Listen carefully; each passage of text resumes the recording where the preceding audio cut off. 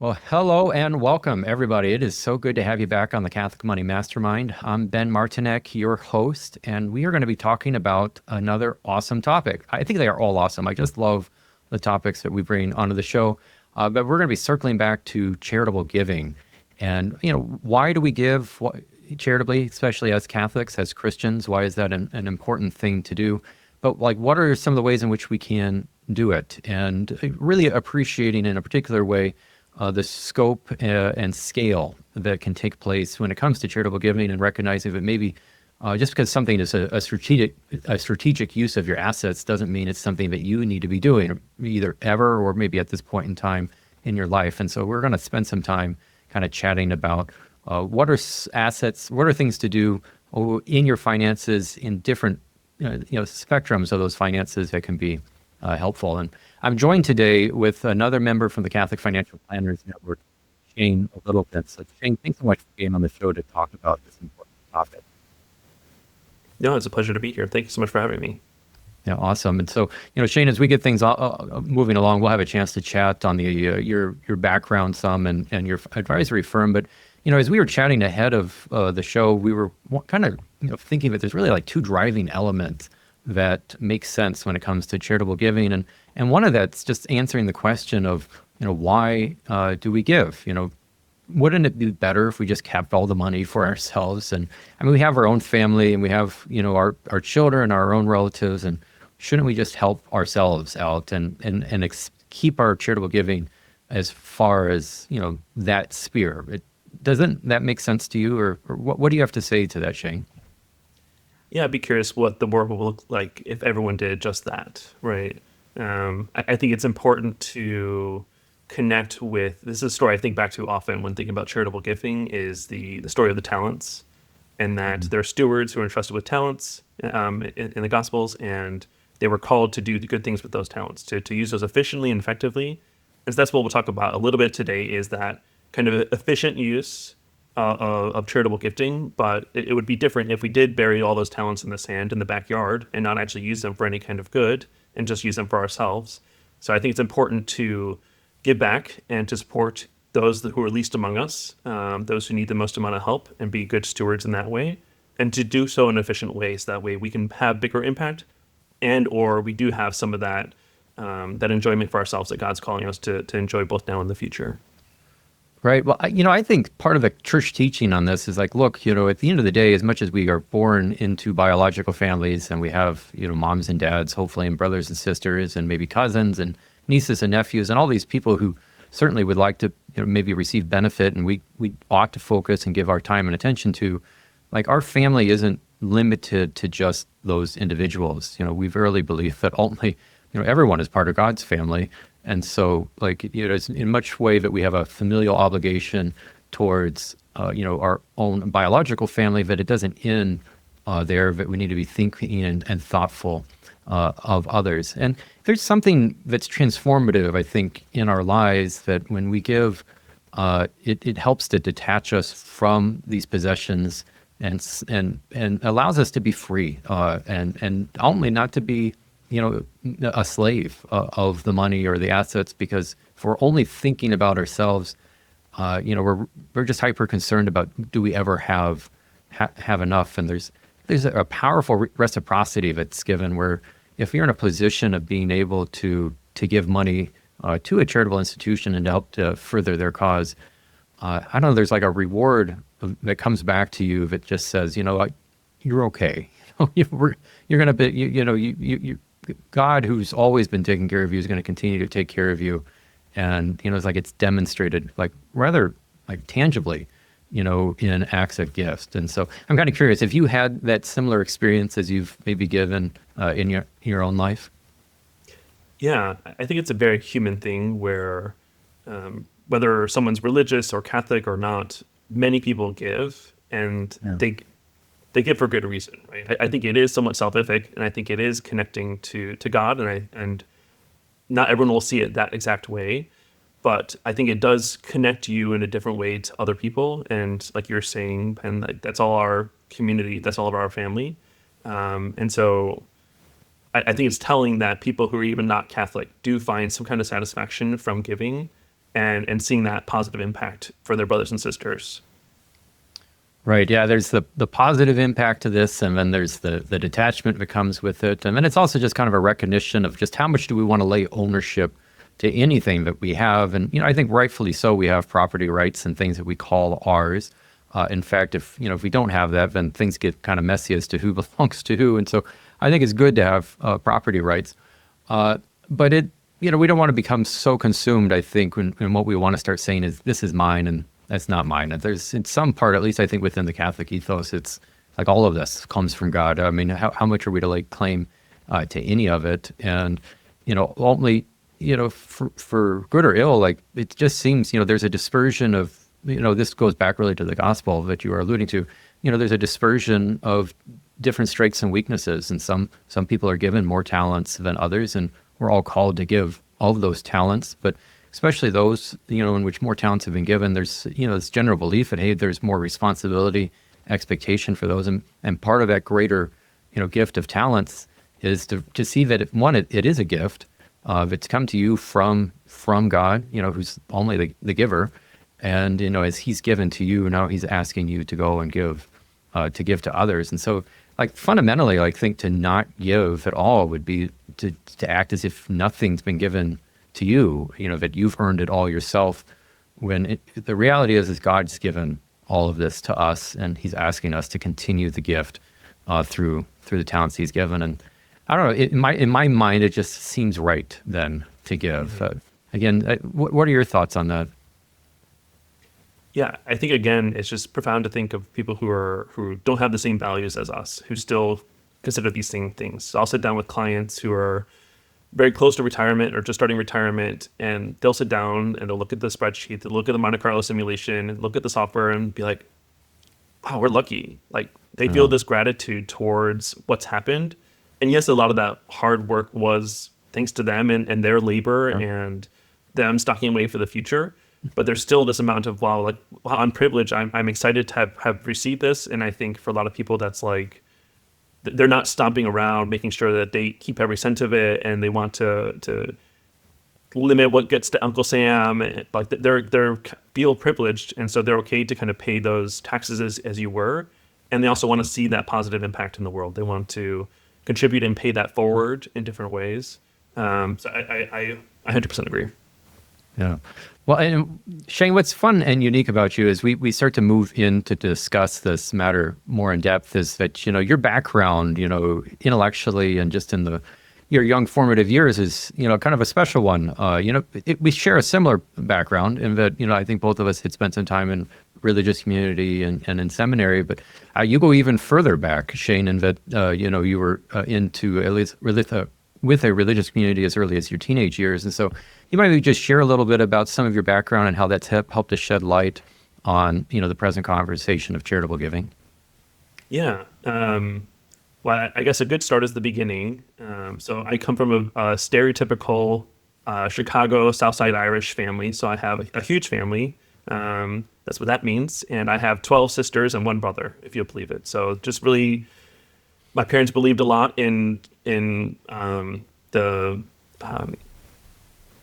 they believed a lot in respecting life and calling life into the world and living out the virtues of marriage. And so there's 14 of us and a bunch of grandkids now. And since a young age, we were going to daily mass and weekly confession. And I was the stereotypical altar server who wanted to be a priest. And so, like you're alluding to, early in my teenage years, I decided to go to a boarding school, high school seminary, which I spent 5 years there.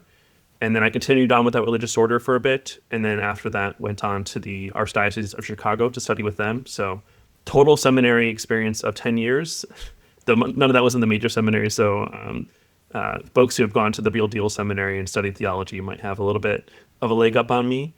But after I discerned that priesthood wasn't for me, I started working in Catholic nonprofits. So that was the next 10 years or so of my career. I worked for Bethlehem University Foundation, which supports the only Catholic university in the Holy Land. I worked for the North American College, which many listeners might be familiar with, which is where a lot of U.S. seminarians go to study in Rome. And then also most recently worked with Catholic Charities of San Francisco, and realized eventually that that's not how I wanted to spend the next several decades of my career, and I wanted to a little bit more actively use my talents directly with people. And so that's why I was considering that shift towards financial advising. So I work with a somewhat small team of 5 advisors in Corvallis, Oregon, and we serve as purpose-driven folks. And so we're having a lot of conversations around legacy and about charity, and it's a really cool kind of plug-in for my background specifically of having a lot of context for how charities work and some of those charitable vehicles. Yeah, it's a really unique perspective you have because, when you're working, with clients or even just giving individually to institutions, you do it because you want to further their cause and ultimately help, promote their mission. But you don't always know necessarily where the money's going or even just the task that they have on their end to try to continue to raise money. Most of these institutions, in case people aren't aware of this, they aren't bringing enough revenue in and of themselves, even if they are selling like a product or service to fully cover their own needs. And so they're either completely dependent on charitable giving, or at least it's a portion of their revenue is contingent on this. And so, the truth is like if that giving completely goes away or dries up, like, they can't operate any longer because that's how they operate. And so, there's a focus necessarily so on, deepening donor relations and encouraging people to give and talking about, the mission. And so, being on the other side of this, Shane, and talking about what it's like to try to capital fundraise for these organizations, I think gives definitely a unique perspective that, like, unless you're in that space, you wouldn't really have, correct? Yeah, I think there's a misconception. People will think about, oh, I want my donation to do the most amount of impact. And so they want to see like low administrative expenses for the charity. So you look on Charity Navigator, which I recommend people do to see like what's going on with the charity. But that's not the end all be all, because I liken nonprofit workers to teachers. They're typically underpaid. They have their heart in the right place, and they're just not as rewarded for their hard work because of limited funding. And so I think when you give to charities, you're giving in a few ways. You're giving livelihood to the people who are devoting their life to supporting others, and you're also supporting those others. So maybe that's a little my little soapbox from working in charities. I think a lot more people would be able to find long-term employment and stick around in their favorite charities if they were able to kind of have the proper resources to put it to that. So I'm somewhat of an advocate for charitable giving, if you can't tell. Yeah, well, it's a great point that you're bringing up on it, because we need somebody to run these organizations, and no one can really do these things for free because, like, who lives and gets by on things for free? So there needs to be some level of compensation, and to the point here of it, like, even if some of your donation is going to help support the people who are running the organization, well, they need a livelihood, rightly so, and so it's not as if that portion of your charity or your donation is lost. I mean, it's going to good ends or good purposes there too. But then, legitimately, so folks can be a little weary of like, well, are you just padding your own pockets with my money? Or like, what are you guys doing here? I get what you need to make a livelihood for yourselves, but it seems like maybe a nice car that you're driving outside. Like, how nice of a livelihood are we talking about? And so in most things, there's always need for oversight and accountability. And, we do have to be aware of it. Folks will abuse things if we allow them. But yeah, I think your point is well taken, and honestly, not one that I've ever really considered of like, look, they're, they want to make a living too, and they have their own families to support, their own kids to feed, and their own plans that they're wanting to fulfill. Well, Shane, with some of those thoughts in mind, let's move into the second talk about this. So, we're working, potentially or communicating with folks who are looking for guidance. And, as we start to speak of this, just as a reminder, everyone, our disclaimer is that this is just educational in nature. We're not giving any individualized advice. Hopefully you benefit from everything that we're about to talk about. But, if you need further assistance, please do reach out to a qualified professional. Which, while we're there, I'll make a nice plug for the Catholic Financial Planners Network. There's a whole group of advisors there that you could work with. Shane, for sure, is a member of that, but you could also work with Shane. But let's have you reach out to a qualified professional to actually execute on what's the right guidance in your specific situation. But, with those thoughts in mind, like, what are some of the things that somebody could do? Let's say they like, I do want to give and I'm looking to give, like, what should they be thinking about? Yeah, I think the most common one is recurring donations or giving annually to your favorite organization. I think that's where that shows up for a lot of people. And charities really appreciate that, especially smaller charities really like that recurring revenue. They have a tight budget. They like to have money coming in every month. And so even those small gifts, we talk a lot about investing and kind of automating your savings. Like this is a sense of automating and contributing to that charity over time. So that's a really, really big chunk. And then in terms of dollars coming into an organization, another huge way that happens for charities is through bequests or legacies. So you might know that you can leave money to your charity in your will. And to talk a little bit about like the financial planning, you can talk to your financial planner about this, but when IRAs, for example, are passed on to beneficiaries, if they're passed on, for example, when I die and I pass on my IRA to my child, my child will have to pay taxes when they take out the money. But because the charities are tax exempt, if you leave an IRA to a charity, more of that money actually gets to go to that positive good. So that's a good kind of idea to consider in terms of your holistic estate planning, and talk to your estate attorney and your financial planner about it. But I think those are some of the really big ways where charities see a lot of donations come in. Right. Well, I think, the point that you're kind of bringing up to here, Shane, is like, look, one of the first steps if you want to give charitably is deciding, well, how much do you want to give? And, part of that question might be, well, how much can you give? Like what's an amount? And, we do have, biblically, like, the direction to give up to 10% of gross revenue, and doing so to basically say giving this back to God. And so depending on your interpretation of things, sometimes that's strictly adhered to, and other times there's some looseness to it. I mean, there's commonly like a proposal of that 10%, maybe 5% you give to the local parish, 1% to the diocese, and then 4% to other causes. So those are maybe the scope of what you're working with. But then if you're in another position in life where you've accumulated some assets and you're trying to decide of how much you need for your own living expenses versus how much you'd like to pass on as like a legacy or an inheritance versus maybe how much you'd like to leave as a bequest. We need to try to at least start to identify, like, do you have a few $100,000? Is it 10 or 20,000? Is maybe a couple million? I mean, there's, what's the scope of the possibility here first? And so and in the absence of that, it's kind of hard to tell you, well, what's the right approach. But what I really do appreciate with what you're sharing, Shane, is like, look, charities, everyone gets accustomed to kind of living on a certain amount coming in every month, and charities aren't really any different from that. And as much as they like those major gifts coming in, if you're feel inclined, just a committed pledge of giving so much on a monthly basis just evens out their cash flows and makes their lives easier. And so it makes it easier for you to commit to it, makes it easier for the charity to operate and know what they can and cannot afford.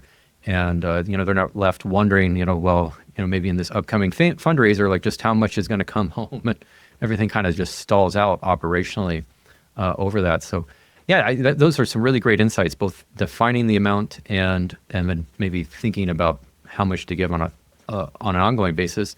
What are some other thoughts that come to your mind, Shane, when it comes to charitable gifting? Yeah, I think we wanted to talk a little bit about like scale and how things change over time as well in terms of charitable gifting. So I think to talk about some other possible planning strategies, and not all these are right for certain folks, but for people who these are right for, these might change over time. So for example, donor advised funds have become very popular, it feels like, in the last several years. And especially this year with a new introduction from tax changes with the One Big Beautiful Bill Act. So donor advised funds are getting a little bit more popular, and just to speak briefly about those allow you to donate to this third-party charity, which is a donor advised fund, and then direct them to send funds to your favorite charity. And so it's a nice way to take several years worth of your giving and lump it all into 1 year so you can maximize your deductions. So especially for people who are accumulating, this is really helpful. You're wanting to, in the other years that you're not itemizing, you can take the standard deduction, and then over a course of any period of time, you can continue to send out those funds from that donor advised fund to your favorite charity. So again, not kind of stripping away the funding from the charity, but they still get their regular payments. It just comes from a slightly different source. Right. So a donor advised fund is rather unique because we can keep consistent ongoing contributions, but we don't necessarily have to have those contributions in terms of the tax deduction you receive from them correspond to the contribution today. And so like in a particular way, if we see any variability of income, let's say maybe you sold a business or you just had a rather large income year, maybe big bonuses or stock or whatever might have taken place. And you're like, I do want to give to charity, but I don't want to maybe give all of this all right now to charity, or, maybe they'd want it stretched out over multiple years too. You can put a large sum of that extra income into a donor advised fund and then start gifting from that consistently in future years. And we're able to match up, and kind of offset the large tax deduction, charitable donation alongside the high income.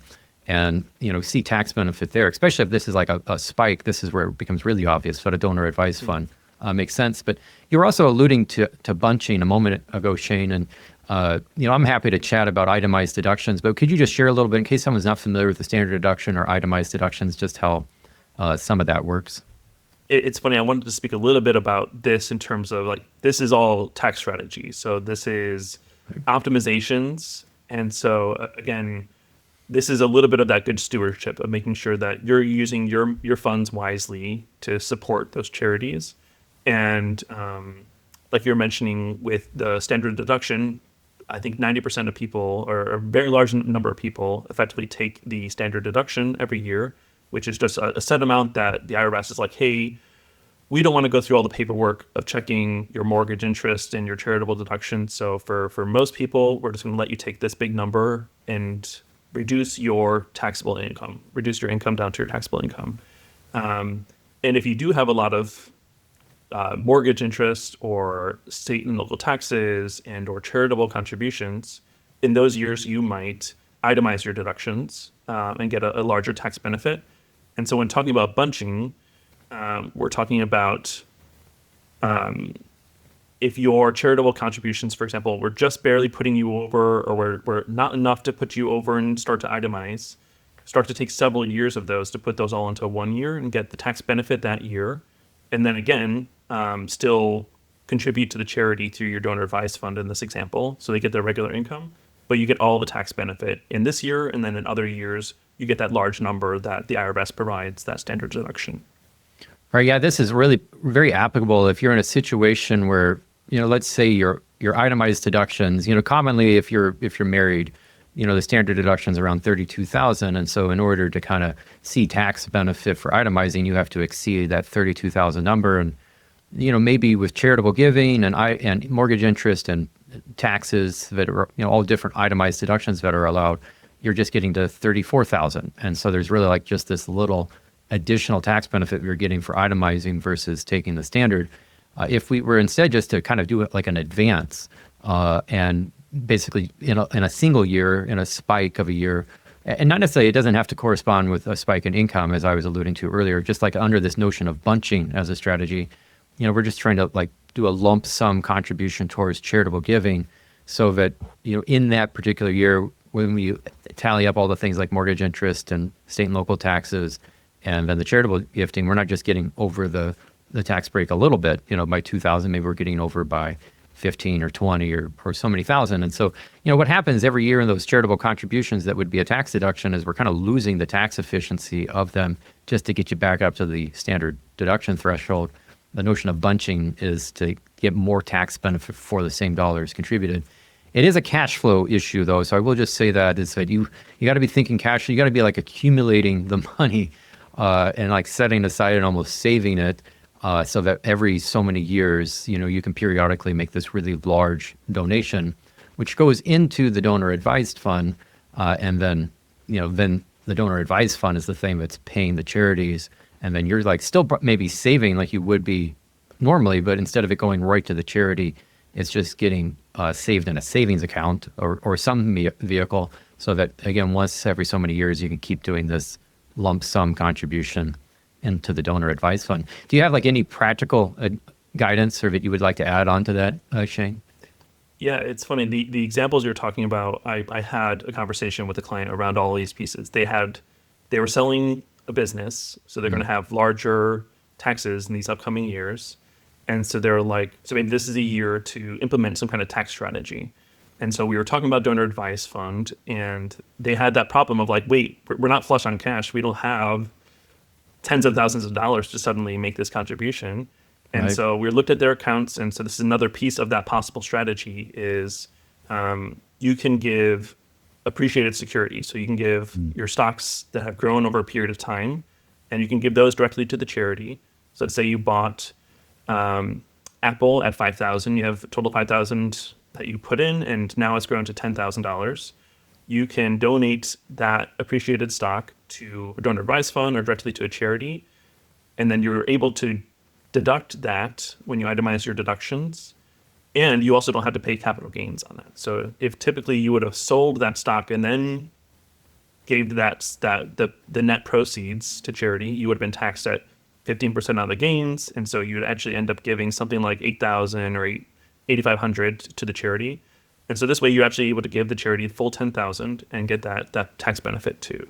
So we were able to highlight that for those clients who had some stocks that they had bought decades ago, and it was a really perfect kind of opportunity for them to do so, and then to add a piece about that scaling and how things might change over periods of time. For folks who are young, they might consider that strategy and then rebuy the stocks. Let's say this year they're planning to give $5,000 of donations to their charity, and they had that $5,000 in cash, and they also have $5,000 of stocks that they had purchased at $2,500. They can give that charity those stocks in a donor advice fund or directly to the charity, and then use that $5,000 in cash to rebuy those holdings. So again, you're not hurting yourself in terms of your overall financial goals. And what that effectively does is another tax saving strategy of you now have a step up in basis effectively in those holdings. So now when you might sell them in the future, now your basis or kind of that starting point for calculating your gains is $5,000 instead of that $2,500 earlier. Yeah, I think these are some really smart moves to make. And so, the bunching strategy, folks, just to can circle and clarify that too, is like, look, if you're already in a position where you're itemizing just on property taxes and mortgage interest alone, which some people may be doing, then there wouldn't be need for you to bunch because you're already getting full tax benefit, tax deduction on your charitable giving. And so, there's always a bit of a nuance to these decisions. And so it's not as if a universal arrangement to always bunch, because maybe, again, you're getting full tax benefit as it is on the charitable giving. But if you're in a situation where we have that high income spike, or we have maybe your itemized deductions are falling short, except for the charity, if it's pushing you over, then bunching can start to make sense. It just is a matter of kind of getting that cash flow to work itself out. And then, the appreciated stock that you were making mention earlier, Shane, that's just brilliant, right? I mean, ultimately charities, perhaps, this may be news to folks, but you don't have to give them cash. Like, there are other things that you can give them that further their charitable causes. And one of those might be stock, which ultimately what they'll do is they'll convert that to cash by selling it. And then it helps them out. But, when they've received it and then they convert it because they're tax exempt, like, they don't pay any taxes on the gains. Whereas if you convert it to cash on your side, you do pay taxes on the gains. So just give it to them, let them sell it.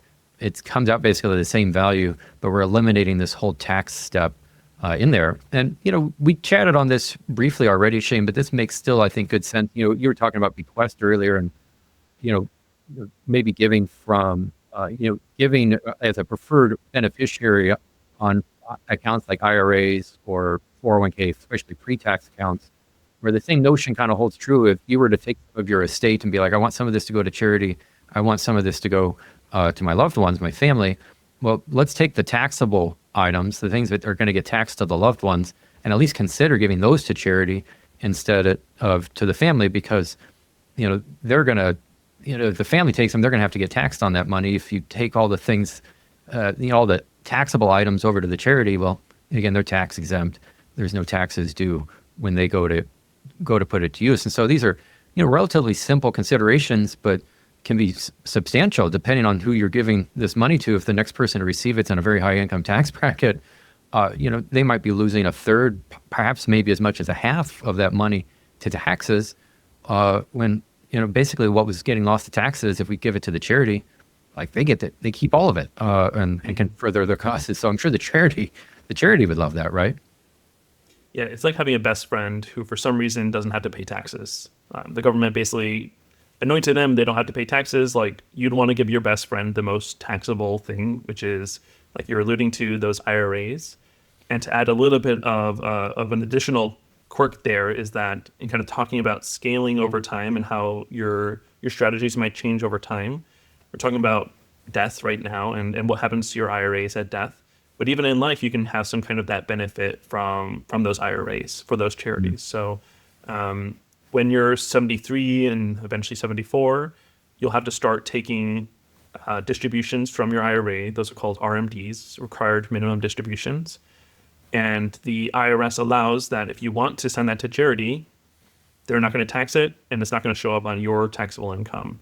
And so that's a good strategy, and that starts at age 70 and a half, that you can, again, if you were going to have $10,000 in of an RMD this year, if you were to take it out and then have it taxed to yourself and then send that money out to the charity, you might be sending on $7,500. But instead, if you send it all to the charity, they get $10,000, and then you're also not adding that to your taxable income, which might affect your taxability of your Social Security. It might impact your Medicare premium. So there's really a few kind of exciting pieces in terms of those IRA distributions. They're called QCDs, or qualified charitable distributions. Yeah, in our space, QCDs are just pretty stinking cool. It's a neat perk that they give us within the Internal Revenue Code.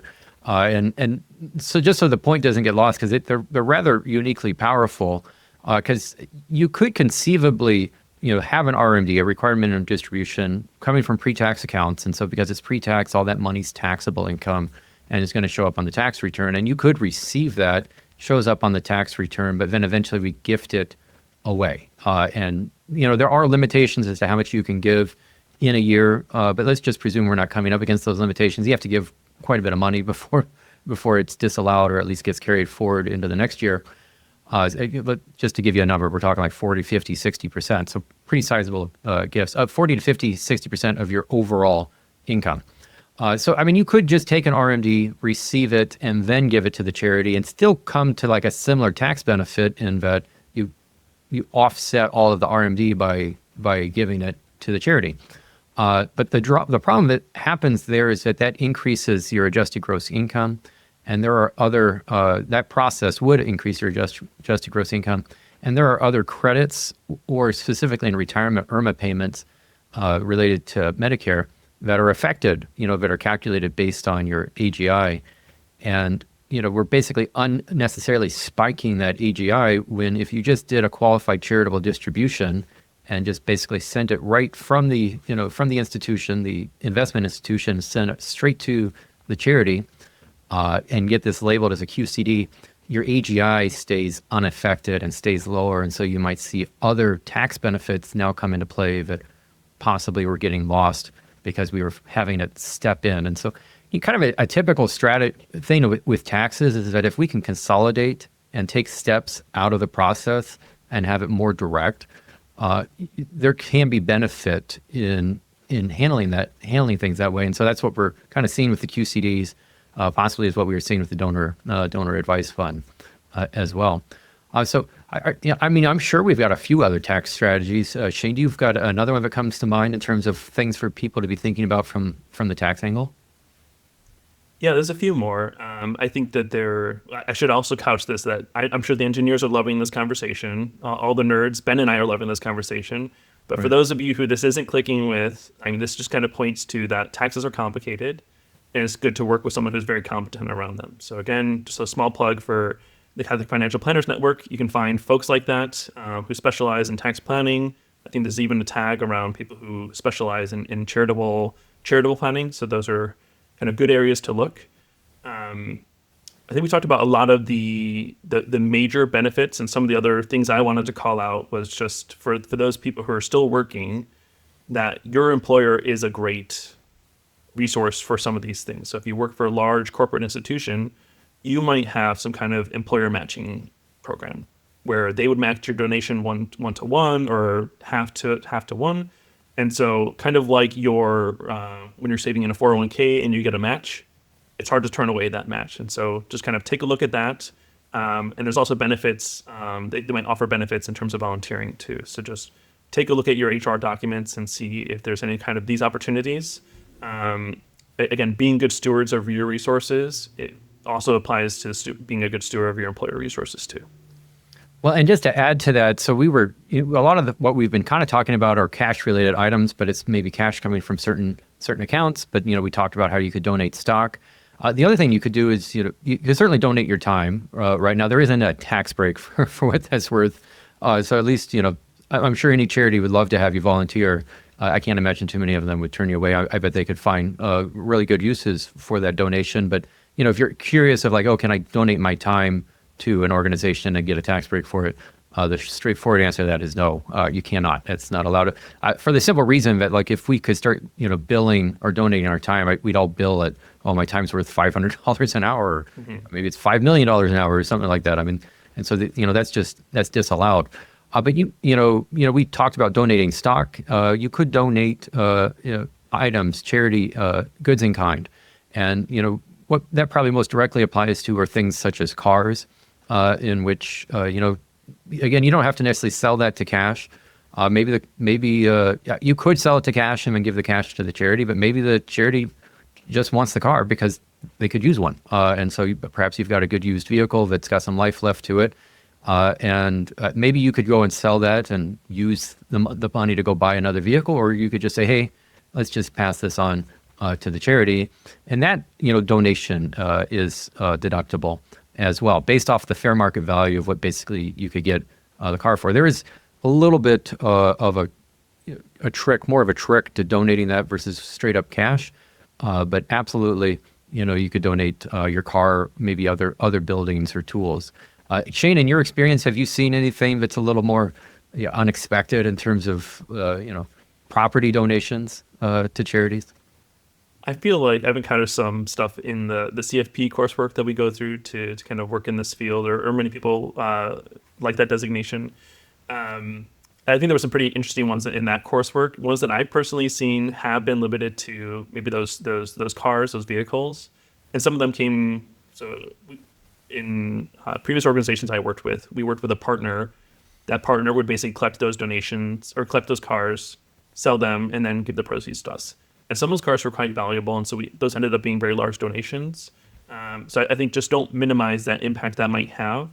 And then as well, kind of on that gift in kind piece of giving like real items, even those drop-offs you do to Goodwill, for example, you can get a receipt for and possibly include in your it might not be much, but possibly include in your itemized donations as well.